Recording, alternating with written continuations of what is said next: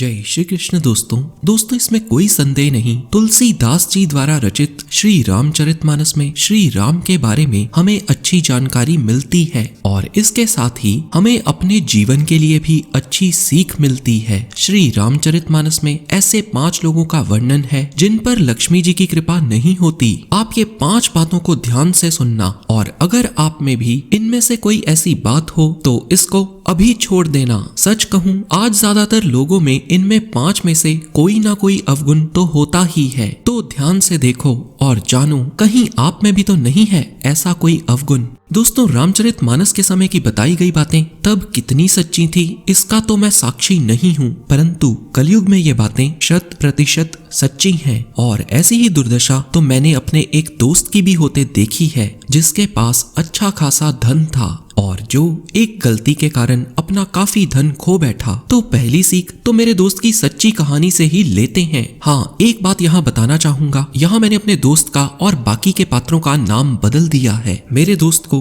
मैं गौरव के नाम से संबोधित करने वाला हूँ। भारत की राजधानी दिल्ली में गौरव की एक छोटी सी दुकान थी। सुबह से लेकर शाम तक वो बस अपनी ही दुकान में रहता था। ये दुकान ही उसकी जिंदगी थी, सब सही चल रहा था। फिर गौरव की नई शादी हो गई और उसकी पत्नी बहुत ही अच्छी थी।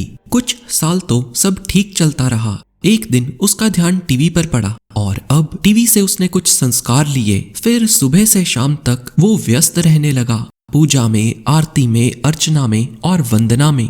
अब आप पूछोगे इसमें क्या बुरा किया, परंतु नहीं, जो आप समझ रहे हो वो बात नहीं है। जो संस्कार मेरे दोस्त ने लिए थे चैनल संस्कार टीवी से नहीं लिए थे, वो तो इसने लिए थे एकता कपूर के किसी सीरियल से। और ये पूजा, आरती, अर्चना, वंदना जो आप समझ रहे हो वो नहीं था, ये सब लड़कियां थी। ये सब कुछ तो हम लोग सीखते हैं इन टीवी सीरियल से। चलो जो भी है, समस्या केवल इतनी ही नहीं थी, बात आगे बढ़ी। गौरव रहता था नई दिल्ली, पूजा रहती थी नोएडा, आरती गुरुग्राम, अर्चना फरीदाबाद और वंदना पुरानी दिल्ली। अब इतनी जगह घूमने के बाद उसकी वैसे ही हालत खराब हो जाती और दुकान संभालने का समय भी नहीं मिलता। फिर एक दिन गौरव ने मुझे बताया, यार जितने पैसे मैंने पेट्रोल पर खर्च कर दिए उतने में तो पेट्रोल पंप लग जाता। सच भी है, रामचरितमानस के अनुसार जो व्यक्ति अपने जीवन साथी को धोखा देता है उस पर कभी भी लक्ष्मी जी की कृपा नहीं होती। आप इसको श्रीमद् भगवत गीता में लिखे कर्मों के सिद्धांत के साथ भी जोड़कर देख सकते हैं। किसी को धोखा देने वाले पर क्यों लक्ष्मी जी कृपा करेंगे। चलिए अब दूसरी सीख को भी बहुत ही मजेदार कहानी से समझते हैं। एक गांव में एक बहुत ही अहंकारी आदमी रहता था। काम धाम कुछ करना नहीं, हर समय खुद की बड़ाई करते रहना, मैं फलाना तो मैं ढमकाना। एक दिन पत्नी ने कह दिया कुछ काम करो, हट्टे कट्टे हो, तो अहम को ठेस लग गई और इतनी सी बात पर उसने पत्नी को धक्का देकर कुएं में गिरा दिया। जब पत्नी मर गई उसकी लाश निकाली गई। अब इसको होश आया तो वो सोचने लगा, मैं खुद इतना समझदार हूँ, मैं ये कैसे कर गया, लोग क्या कहेंगे। गांव में एक बाबा थे, ये कोई आम बाबा ना थे, कलयुगी बाबा थे। साफ शब्दों में कहूँ केवल कपड़े संत के पहने थे जो बाजार में 500 रुपए के मिल जाते हैं और ये 500 रुपए के कपड़े पहन ये कलयुगी बाबा तैयार कर दिए जाते हैं। समझ गए तो कहानी आगे सुनिए। तो इस अहंकारी को इस कलयुगी संत के दर्शन हो गए। अहंकारी इनके चरणों में गिर के लगा रोने, कहने लगा मेरे अहम को ठेस लग गई जिस कारण पाप हो गया, मार्गदर्शन कीजिए प्रभु, कैसे अपने अहंकार अपने घमंड का त्याग करूं। इस अहंकार ने मेरा सब कुछ लुटा दिया। बाबा बोले रास्ता तो है पर तुम चल नहीं पाओगे। अहंकारी के अहंकार को फिर ठेस लगी, बोला प्रभु मार्ग बताओ, ऐसा मार्ग कौन सा हो सकता है जिस पर मेरे जैसा समझदार व्यक्ति ना चल सके। आप जानते नहीं हो आप किससे बात कर रहे हो। बाबा बोले सन्यासी हो जाओ, छोड़ दो सब कुछ। घमंडी बोला अभी छोड़ दिया, मेरे लिए इसमें कठिन क्या है। बाबा बहुत हैरान हुए, बहुत लोग उन्होंने देखे थे, इतना जबरदस्त दृढ़ संकल्प वाला व्यक्ति आज तक नहीं देखा था जो इतनी जल्दी सब कुछ छोड़कर सन्यासी होने को तैयार हो। पर बाबा क्या जानते थे, ये संत होना भी उसके अहंकार का ही हिस्सा है। जो आदमी अपनी पत्नी को एक पल में धक्का दे सकता है वो दूसरे पल में सन्यासी भी तो हो सकता है। इन दोनों बातों में कोई अंतर कहाँ है। घमंडी अब संत हो गया और इसका नाम संस्कार किया गया। विनम्र दास इसको नया नाम मिल गया और अब कलयुगी संत को भी एक चेला मिल गया। जब विनम्र दास देखता बाकी के शिष्य एक दिन का उपवास रख रहे हैं, मन ही मन प्रतिस्पर्धा करता और वो स्वयं 4 दिन का उपवास रखता। दूसरे छात्र जब छाया में बैठते तो विनम्र दास धूप में खड़े रहता, जिसके कारण इसका शरीर सूख गया। सबको प्रतीत हुआ कि विनम्र दास एक महान तपस्वी हो गया है। असल में ये अहंकार ही था जो अब घमंड होता जा रहा था। उसने अब अपनी बड़ाई दूसरों को बतानी बंद कर दी, क्योंकि अब दूसरे तो थे ही नहीं। खुद को ही प्रूव कर रहा था कि मैं सबसे महान हूँ। अब एक दिन आया, विनम्र दास को लोग महातपस्वी मानने लगे।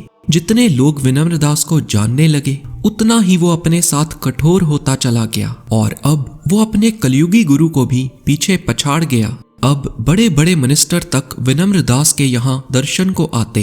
विनम्र दास के एक पुराने परिजन को जब अपने घमंडी मित्र के बारे में पता चला तो वो खास इससे मिलने जा पहुंचा। लोगों की भीड़ के बीच विनम्र दास ने अपने परिजन को देखकर अनदेखा कर दिया। जब घमंडी ऊंची पदवी पर पहुंचता है तो वो अपने परिजनों को अनदेखा ही करता है। तो परिजन भी समझ गया, पहचान तो लिया है पर अनदेखा कर रहा है। अब ये भी मनुष्य का स्वभाव ही है, जो ऊंची पदवी पर होता है उससे हर कोई जान पहचान निकालना चाहता है। और इसी मंशा से परिजन जा पहुंचा विनम्र दास के पास और आकर कहने लगा, मुनि जी, क्या मैं पूछ सकता हूँ आपका नाम क्या है? अब बात नाम पर आ गई तो घमंडी के अहम को ठेस लग गई।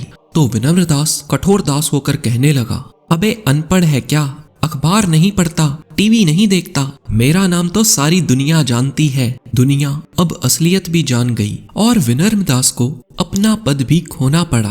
दोस्तों, सच यही है, अहंकारी व्यक्ति के पास ना तो कोई रहना पसंद करता है और ना ही इनके पास धन रहता है। एक ना एक दिन ऐसे लोग अपनी जिंदगी में विफल हो जाते हैं। यही है दूसरी सीख रामचरितमानस से। पैसा चाहते हो तो अहंकार का साथ छोड़ दो।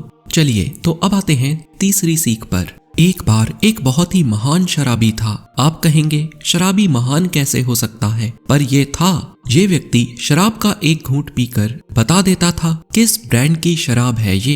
एक दिन शर्त लग गई, दोस्तों ने बहुत ब्रांड्स की शराब इसे पिलाई तो इसने एक घूंट पीकर ही शराब के ब्रांड का नाम बता दिया। सबने सोचा इसको हरा पाना तो असंभव है, तो एक व्यक्ति ने इसे पानी पिला दिया।